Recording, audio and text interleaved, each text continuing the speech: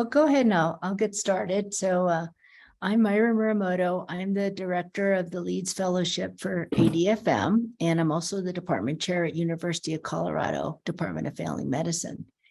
And let me introduce Jesse and explain what you do, Jesse, and Sam, what you do, and then Amanda. Yeah, hi everyone. I am the program and communication coordinator for ADFM. And then I work directly with the Leeds Fellows throughout the cohort. I would say the best kind of description would be the main point of contact. We're on, both Sam and I are on all of the weekly meetings, but I work a little bit more in the nitty gritty, and Sam kind of handles our oversight. So that is mine, and I will pass that to you, Sam, even though I kind of just described you. There you go. Thanks, Jesse. Thanks, Jesse. Yeah, I am Sam Elwood. I am the project and data manager for ADFM. And as Jesse said, I kind of help with more of the big picture stuff for Leeds. And I also oversee all of ADFM's strategic committees. And then I am also employed part-time at the Oregon Health and Science University in their family medicine department. Amanda? Thanks. Well, welcome everyone. Let me start off by saying that it's really nice to see some new faces. I'm Amanda Widener. I'm the executive director of ADFM, and so I oversee all of its program and operations, including the Leeds Fellowship. I've had a little bit more of a hand in this program than some of our others over time. Well, actually, I've probably had a hand in all of our programs over time. But Yeah, I think so. The fellowship that we helped start to expand this program a couple of years ago. So I've been pretty involved in making sure that that is moving forward. Obviously, oversee Sam and Jesse's work and make sure that this program has everything that it needs to function smoothly. I help run the oversight committee for the program that keeps the curriculum on track and screens new applicants, those sorts of things. And then I'm sort of the conduit back to the board of directors with any updates or questions for the board. Great. Incredibly valuable, Leeds. So the Leeds Fellowship, I mean, the history is there's really a dearth of people coming up through the pipeline for senior leadership positions in family medicine. So Leeds really has developed as a need to address these growing leadership needs. So it's a one-year program, and it's for mid to late career family medicine leaders, both clinicians and non-clinicians, that are interested in pathways to leadership, either in academic departments of family medicine or potentially health system leadership positions, because those are increasingly overlapping in important ways and important and impactful to the academic mission. Department chair is kind of like a quintessential type position, but these are not, Leeds is not just for people who think they might want to be a department chair. And partly Leeds is also for people who aren't sure if they want to be in a senior leadership position. So it's a perfectly fine outcome to come out of this and say, you know what, I don't think that I want to be in a senior leadership position, but you have an idea what's involved, which hopefully will help you to work better with those senior leaders that you're working with. We created the curriculum. The part that needs it together is the chair competencies that are published by ADFM about, and even though they're said department chairs, they're really applicable to any senior leadership position in an academic environment or one that interfaces with an academic environment. We put together people as a cohort, and there's flexibility in the curriculum and that different cohorts have different needs. We look at leadership styles, management, administration, personal professional development, and really also try to be timely as things come up in the general broader world. Like we did more on virtual and hybrid work as that was really coming to the fore as more senior leaders were dealing with that. We look at we ask you as a fellow to do a leadership competencies assessment with emphasis is this is just, it's a launching off point to guide what's essentially a lifelong journey of leadership development. Leeds is really a tasting menu of the various types of skills and competencies that come up for senior leaders, and for the fellows to decide what are one or two areas they may really want to focus on as a fellowship. It then includes a project, and the purpose of the project is to do something that is of value to your institution and your department who's sponsoring you, but also something that's going to stretch your leadership skills. So if you would be the usual suspect to do a project, you don't want to do that for your leads fellowship project, because it's really something that's going to advance those leadership areas that you want to focus on. We have a different learning strategies. We have a journal club, which is more like a reading group. Then it's not about critiquing the article as much as, and we draw a lot from the business literature, which has done a lot more in the leadership space than really typically academic medicine has, but we also draw from academic medicine. A fellow, we do between 2 and 3 articles. It's usually the second week of the month, and just talk about what did you learn from it, what were take-home points, and then have discussions in a small group. The Leads Fellows, we have 2 Leads advisors, and they will be primarily associated with one group of fellows. It's their learning community that they meet with. We host webinars on various topics. We just had one on diversity, equity, inclusion. Sometimes we bring in speakers from outside of DFM. And then we have these multi-day workshop intensives at both the ADFM winter meeting. So that bookends your fellowship experience. You start with the one ADFM meeting, and then you graduate at the next year's ADFM meeting. And then we'll have one meeting. Well, now we're moving to 2 meetings in between. So the fellows have a chance to come together for multi-intensive days. One of them is at AAMC. We really encourage people to attend AAMC because what we find is it's really good to get, if you're thinking about senior leadership, to get out of the family medicine bubble and really sort of go to a place where it's not all family docs or people associated with primary care to see what's the broader environment. And we encourage you to go to that meeting as if you're a senior leader, like, go as a pretend senior leader, even if you're not already one. And then you have the opportunity to convene for group or individual meetings with your learning community and your mentors throughout the year. Let's see. So for the fellows, we meet once a week for an hour, and it's on a Wednesday. And that's really important. What fellows have told us over time is that's one of the most important times where they carve out that time. We don't want you multitasking, like trying to call into the fellowship meeting while you're also attending, something like that, because it's really important to be present. And fellows found that time that was dedicated to themselves and their own professional development was really important. We want you to be available at a minimum for the 2 in-person workshops at ADFM, and we really strongly encourage you to attend to the AAMC, and then we'll have a summer one as well.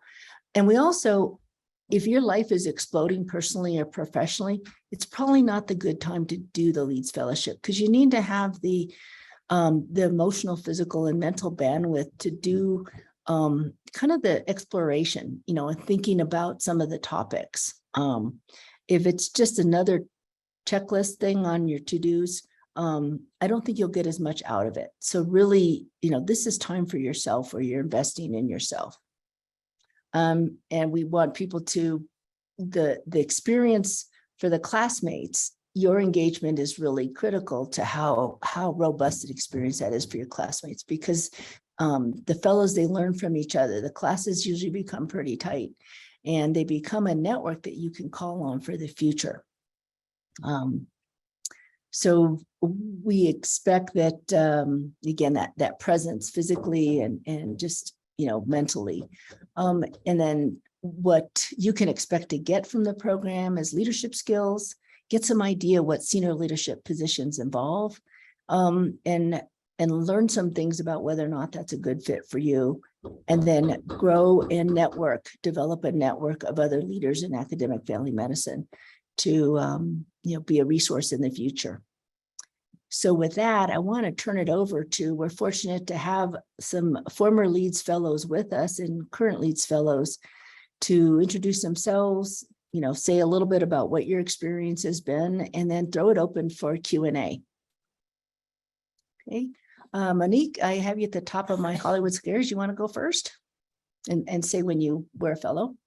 Sure. Hello, everyone. I was a Leeds Fellow last year, and our total session was virtual, and it actually was a wonderful experience. I really do echo what Myra was saying, that you have to allow yourself to fully be present in that hour. I've kept that hour on my calendar for Wednesday for reading and just self-reflection and moving forward, kind of pushing that needle. It stayed on there and I did not take it off. And I do find that time to be very refreshing and needed, not just, and I purposefully do not need it, use it for charting. I keep my journal here with tasks so that I can go back and check off what's been done, what has not been done, and am I moving myself in that way. The relationship with your mentors and the relationship with your peers in the cohort are really golden. They help you to recognize that what you're feeling or experience is unique for you, but you're not alone in it. And so it really helps you sharpen the saw with talking with other really smart and cool people who are in the world that you're in. So it does require you to be present. The journal articles are amazing. Myra pushed me in some areas that I'd not really spent time before. And I've been intrigued. I guess my whistle has been wet, if you will, in that area. So I do try to read more in the business journals, since the business of medicine is, the business of medicine. So I would encourage you to submit the application if you haven't. I don't remember the date. And if you are lucky to be accepted, to really take advantage of this wonderful opportunity to allow yourself to grow and be vulnerable with a group of people that can really help you push the needle forward, wherever that is for you. Thanks, Monique. Peristo, have you next on the Hollywood Squares here? Sure. Thank you, Myra. Hello, everyone. So I'm a current fellow for ADFM. I just started this, I believe it was this year, 2022.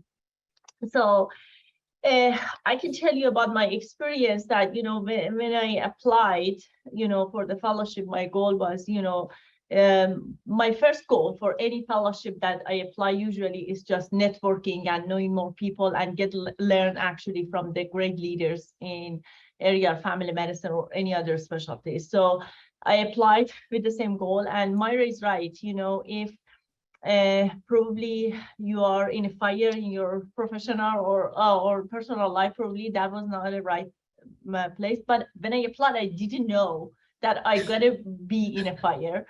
So we start in February, and suddenly in a week in April, I decided that I'm gonna change my job.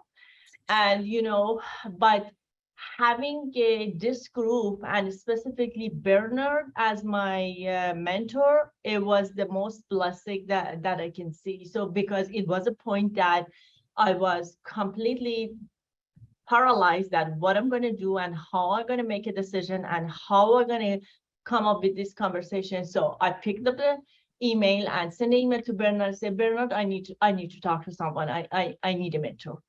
So we set up a Zoom meeting, and he just listened, and he said, well, validate, the stuff and the concern that I had, and gave me some, feedback. And actually it really worked. So I changed my job and start all over. And for some reason, I don't know, I'm a program director, I'm not a department chair.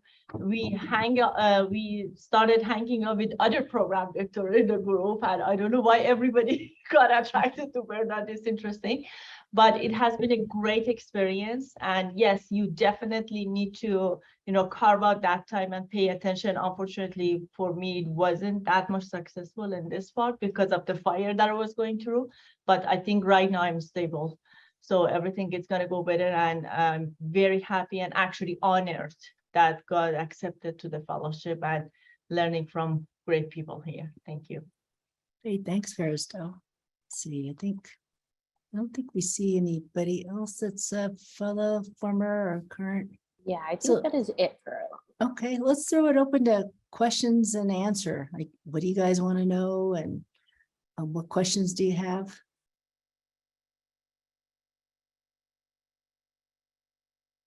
Barbara?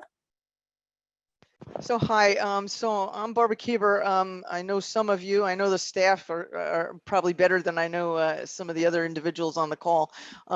So I'm a current vice chair for family medicine for Northwell Health and Zucker School of Medicine. And I work with Tochi, so I clearly have mentoring on that score, but sometimes working with somebody or for somebody and using that person as a mentor sometimes becomes a little bit of a challenge because she's directing me to do X, Y, or Z, and it's like, okay. So I think I wonder for me if this program would be a good idea to kind of spread a little bit further away from my bubble here in Long Island and sort of get sort of a little bit of that mentoring and some of that kind of connection. I've been part of the ADFM for a few years now as an associate, and you know, whether I move up and take Tochi's place is not yet determined, or whether I do something else or do just what I'm doing now. I think I might benefit from this, and so that's really my question. Do the people who've done this program or who are part of the Leeds faculty think that there is benefit to going through this program, even if I decide I'm not going to move from the position that I'm in currently? So that's my question. I'll respond just from my perspective. I completed the program last year. I'm a program director currently and moving now into some more administrative, hospital administrative roles. And I think from my perspective, I think the faculty or mentors probably enjoy and get it as much out of the experience as the people going through it. I think it's a growing experience for everyone. And even if that growth means you grow in the pot that you're still in when you're done. So I think your unique experience of having such high leadership around you is interesting. And what this will do is expose you to that leadership outside of your organization, and in different areas or tiers along that way. So I think it would be beneficial for me. Allison? Yes, had to get my unmute, how I forget where it is. I was wondering if there are specific types of projects you're looking for. And also if you were working on a project with another person, is there anything ADFM is specifically looking for in that? I would say about a third of the projects completely change during the year for some reason or another, something blows up, whatever. And it's about the journey more than the destination, the project. And at the end of the fellowship, when you'll do a presentation, and I'll have you do something called an Ignite talk, which is 20 slides in 5 minutes.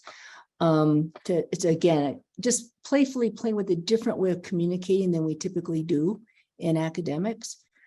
But it's really about, what did you learn about being a leader, and leadership is more important than, so it's a different frame. I mean, you know, people that come to this and already successful in their careers tend to be pretty outcome oriented, but this is an exercise. It's more about the process than the outcome.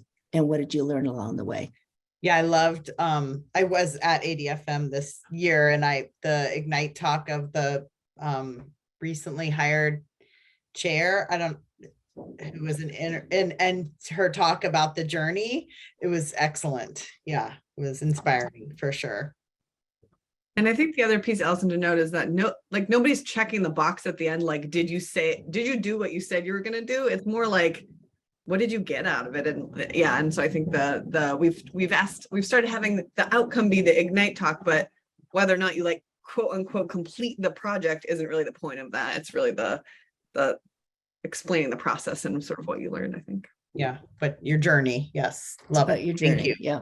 So I have a project in mind, but I could see how it might change based on this. Thank you. And we also, I'd like to refer to Leads as a tasting menu, because if you don't know how to read a P&L coming in, you won't going out, but we can direct you where you can learn that. That's not that kind of detailed, specific skill building area is not what we offer, because we cover so much.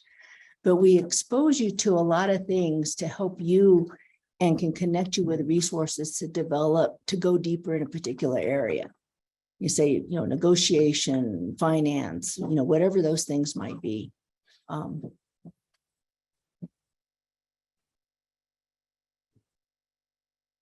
Yeah, Monica? I had a question about if when is sort of the optimal time to do the fellowship. My worry is that with the organization I just joined, I feel like I'm creating my own fires, meaning like there's just so much work to go on.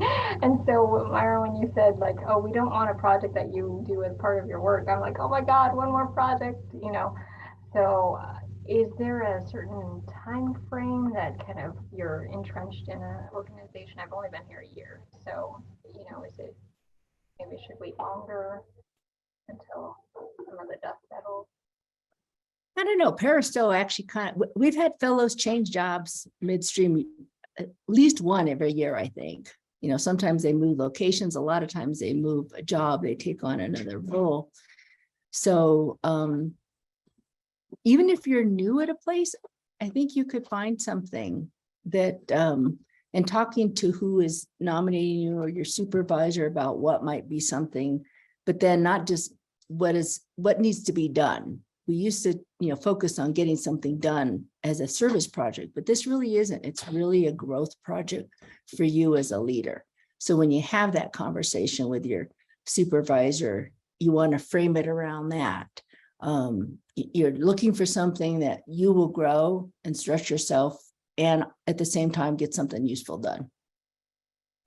And I think, Monica, thinking creatively about, or I'm reflecting on what I've seen as fellows projects, thinking creatively about the projects you're assigned and then how you build on that to build your leadership skills, like that could be a project. It's not the Absolutely project you're assigned for work, but it's sort of like using that as an opportunity to go a little further in your own leadership career. So it doesn't have to be extra. It's not like the intent isn't to add something more on your plate. The intent is to make you reflect a little bit more on the things that are on your plate. I don't know if I'm framing it totally correctly. That's a good way of putting it, Amanda. Thanks. Heather? Hi, Myra and everybody. Full Hi, Heather. transparency. I am Monica's supervisor. I'm the chair of Harbor UCLA Family Medicine, and we're both on so that we can both learn, because I never did the Leads Fellowship. I wish I had.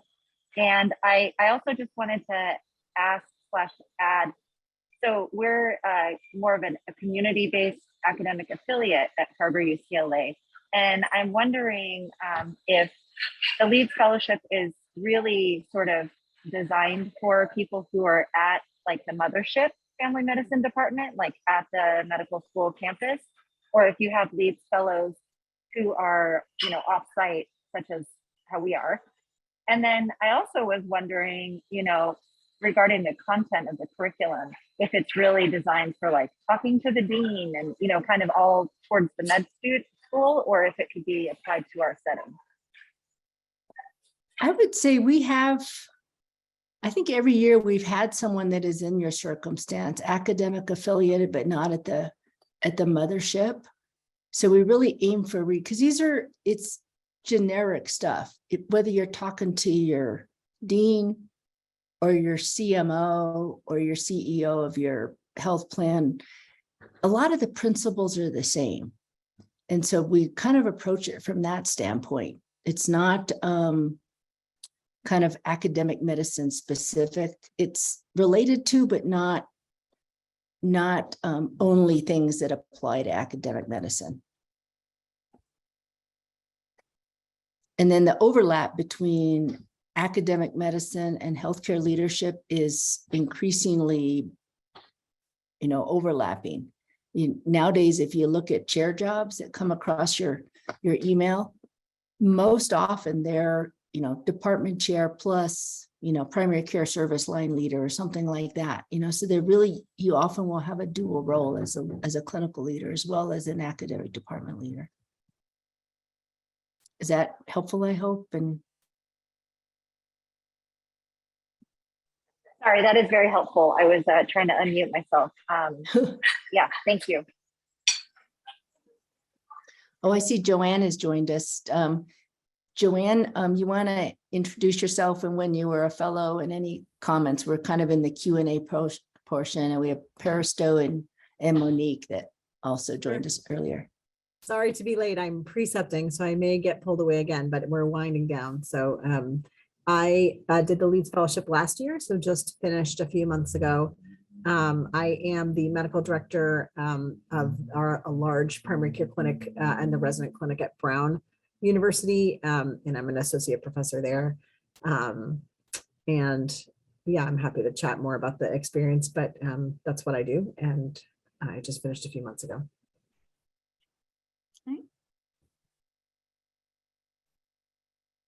Any other questions? Looks like Monique has to leave there. I do, and hi, Joanne. It's good to see you. Thanks, Usually her cat would join us. You too. I miss you. Yeah, the cat doesn't come to work, so yeah. We have a couple of questions in the Monique. chat, Myra, about time commitment, and Jesse did a nice job of sort of summarizing, but just to add on. So it's a weekly hour, and that's a set time. It's the same time every week. So we just tell people in advance, like, this is the time to hold on your calendar. And right now it's Wednesdays at noon Eastern. Noon Central. Well, noon It Central. was 1 to 2. 1 Eastern. Yeah. And we'll probably keep it that time. That just sort of helps with continuity. And then I think you could probably expect a couple hours of prep for that meeting in terms of there's journal articles to read, or work on your project, sort of thinking about your project in addition to that weekly hour. And then there's you would attend the ADFM conference in February of 2023 would be for this cycle.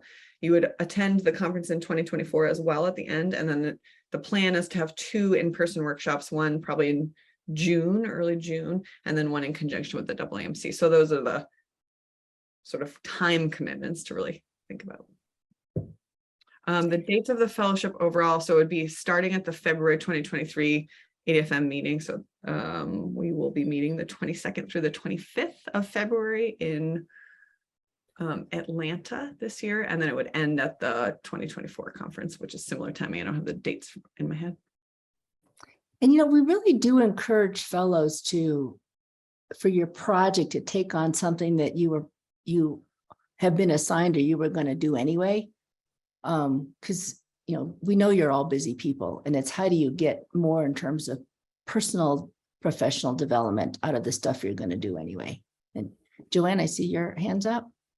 I just wanted to chime in on the time thing, because with my job can be very busy week to week. And I felt like a lot of what a lot of what I got out of the Leeds Fellowship was like what I put in terms of the project and my mentor and stuff. But there were definitely opportunities to, like, if it was a really busy week and I only just had a few minutes to read the articles, it still worked okay. Like I could go to the 1 hour meeting without very much prep. So don't worry about that piece. But there were definitely weeks where I devoted more hours to it because I was meeting with my mentor and I was working on the project. And so it's a little bit like having a flexible kind of research / personal development project that you carry around all year, and you can kind of flex it depending on the week. But I will say that if it's like a really bad week and you're flat out, I would still, you can still go to the meeting without a ton of prep, and it's still worth it to go, I would say. And when I do articles, these are short because they mostly come out of Harvard Business Review.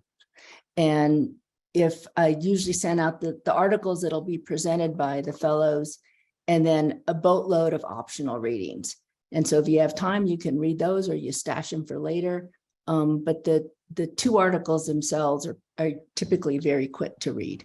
And then I do want to be mindful of time. We did just set this up for a 30 minutes, but if anybody does want to stay on and ask questions, please feel free.